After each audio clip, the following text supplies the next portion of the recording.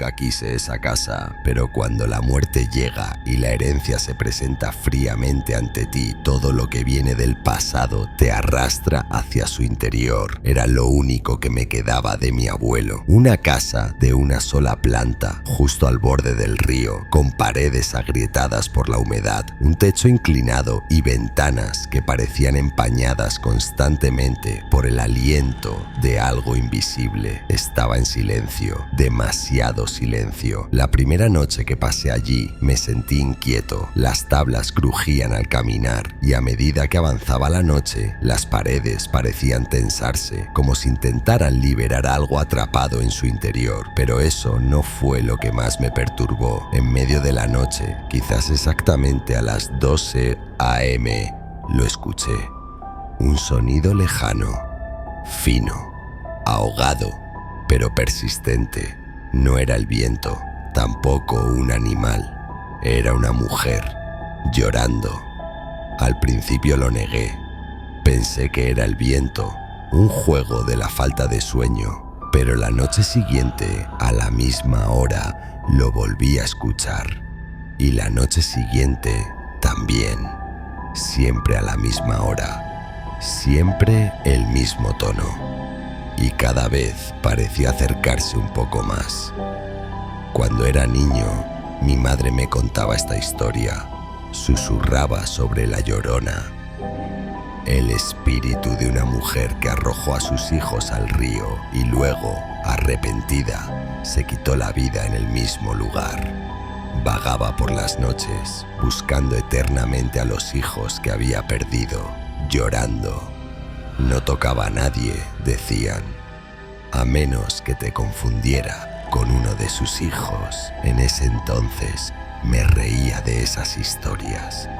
Pero ahora, con ese río fluyendo justo detrás de esta casa, en medio de la noche, escuchando a una mujer llorar, todo era diferente.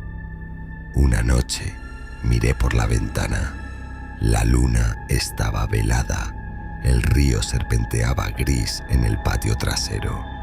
Y allí había algo. Una mujer, una sombra. No podía distinguir, pero estaba llorando. Al día siguiente bajé al pueblo. Era difícil encontrar a alguien con quien hablar. Todos eran silenciosos, distantes. Una anciana, sin siquiera mirarme, murmuró: «Cierra las cortinas por la noche». Todos sabían algo, pero nadie hablaba. Esa noche cerré las cortinas, pero fue inútil. El sonido ahora venía desde dentro, como si llorara dentro de las paredes de la casa, un sonido cada vez más claro. «Mis hijos», decía, como un susurro, como agua, como uñas rasgando. Mi perro, Bicho, comenzó a comportarse de manera extraña cada noche. Al principio ladraba a la puerta, luego comenzó a esconderse debajo de la cama en silencio. Finalmente dejó de reaccionar por completo. Una noche simplemente miraba fijamente la puerta. Sus ojos estaban dilatados, su pelaje erizado. En ese momento supe, no estaba solo en la casa y ya no sabía qué había dejado entrar. Mis sueños se volvieron inquietos. Cada noche, la misma pesadilla. Voces de niños ahogándose, gritos resonando en el agua, los sollozos entrecortados de una mujer con la garganta destrozada. Al despertar, mi almohada no estaba húmeda de sudor, sino de algo que olía a agua de río. Mi corazón se sentía pesado, como si lo llevara en las manos en lugar de en el pecho. Entonces llegó esa noche. Esperé junto a la puerta. Había algo dentro de mí que no podía reprimir. Tal vez curiosidad, tal vez locura. Pero me levanté, Puse mi mano en el picaporte. Bicho me miraba sin moverse, como diciendo, no vayas. Pero ya era demasiado tarde. Abrí la puerta. El frío me golpeó en la cara. Estaba húmedo. El aire no se movía, pero el olor a barro era intenso. Caminé hacia el río. Cada paso se hundía en el lodo, como si algo bajo la tierra intentara arrastrarme hacia abajo. La luz de la luna era tenue. Los árboles estaban inmóviles, como si la noche entera se hubiera detenido, y entonces la vi. En la orilla del río, una silueta de espaldas a mí, un vestido blanco, largo, mojado y pesado. Su cabello, largo, caía pegado a sus hombros, su cabeza inclinada, las manos colgando a los lados. No se movía, pero parecía respirar, o al menos eso sentía yo. Di 2 pasos más. Mis piernas temblaban, pero no podía apartar la mirada. Mi corazón latía en mis oídos. El tiempo se alargaba. El mundo estaba en silencio. Entonces, ella dejó de llorar y levantó la cabeza. Cuando levantó la cabeza, el tiempo pareció detenerse de verdad. Al encontrarme con su mirada, algo dentro de mí se quebró. No era un rostro humano lo que tenía frente a mí. Era más bien el recuerdo deformado de un rostro. Donde deberían estar los ojos, había huecos oscuros y profundos. La piel colgaba, marchita, como si el tiempo mismo la hubiera olvidado. Pero dentro de esa ausencia había algo aún más terrible. Una pena detenida, una mirada que una vez supo amar, ahora vacía.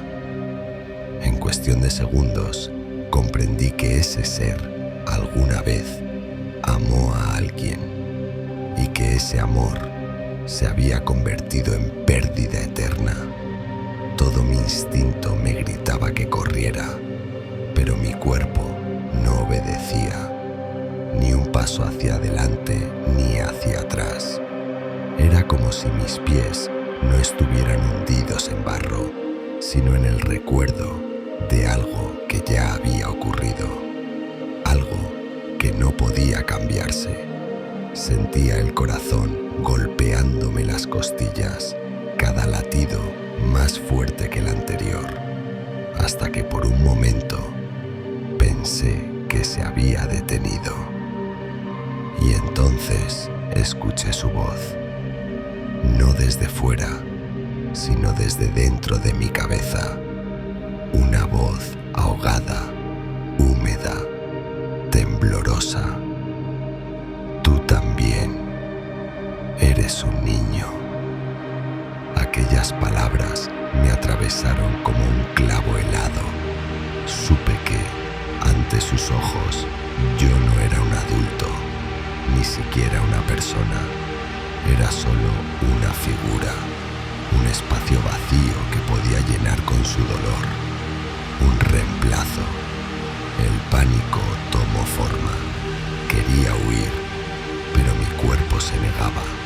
Apenas si podía respirar. Las rodillas me temblaban. Sin embargo, logré girar la cabeza. Vi el camino de regreso. Solo unos pasos. Tal vez, si corría lo suficiente. Un grito agudo cortó el aire. Ella dio un paso hacia mí. El agua salpicó con sus pies, pero no emitió sonido. Caminaba en silencio. Era como si el mundo ya no se atreviera a hablar en su presencia. Entonces, mis músculos por fin respondieron. Me di vuelta y corrí. No sé qué había detrás de mí. No me atreví a mirar. El barro me hacía resbalar. Sentí que las rodillas me sangraban, pero no me detenía. La silueta de la casa se dibujaba a lo lejos, difusa bajo la luz de la luna. A cada paso, escuchaba el llanto otra vez. ya no sonaba lejano, sonaba dentro de mí. Como si me estuviera arrancando algo que alguna vez tuve, pero ya no recordaba. Llegué a la casa con el corazón en llamas. La puerta estaba abierta, Bicho no estaba. El interior estaba oscuro, sin luz, sin calor. El silencio era tan denso que me di cuenta de que no estaba solo, sin necesidad de escuchar nada. Alguien estaba allí. O algo. Todo estaba a oscuras. Cada rincón parecía tragado por una sombra espesa. El aire dentro era más frío que afuera, la estufa apagada, las paredes parecían respirar, pero el llanto seguía, ahora muy cerca, no detrás de las paredes, dentro de mi pecho, en mi nuca, en mi aliento. Vi entonces que la ventana se empañaba. Una respiración muy clara. En la humedad del cristal se formó una mano, no desde adentro hacia afuera, sino desde afuera hacia adentro. Estaba allí, justo del otro lado del vidrio, y yo, a solo unos pasos. No dormí esa noche. Me arrastré a un rincón y me acurruqué como un niño. Apoyé la cabeza en mis rodillas, me tapé los oídos, no sirvió de nada. El llanto ya era parte de mí, no podía cerrarlo, no podía silenciarlo, estaba por encima de todo. Al amanecer, la luz entró suavemente, ella se había ido, pero algo faltaba. Bicho seguía sin aparecer. Lo busqué. Grité su nombre. No hubo respuesta. La puerta aún abierta y huellas en el suelo, llenas de barro, entrando a la casa. Pequeñas, como de niño, pero nadie estaba allí. Desde ese día, los vecinos ya no se acercaron. Nadie volvió a hablarme. La electricidad se corta cada noche a las 01:59. Y un minuto después, el llanto vuelve. Cierro las cortinas, cubro las ventanas, pero sé la verdad. Ella no pertenece aquí, pero ya es parte de esta casa, de este río, de esta tierra. Y yo también. Porque cada noche, cuando la casa se hunde en silencio, veo otra vez su silueta tras el vidrio y sé que no me olvida. Cuando escuches el sonido de la noche, lo primero que oigas no será el viento, será el llanto de una madre que ya ha perdido a sus hijos y tal vez algún día uno de ellos seas tú.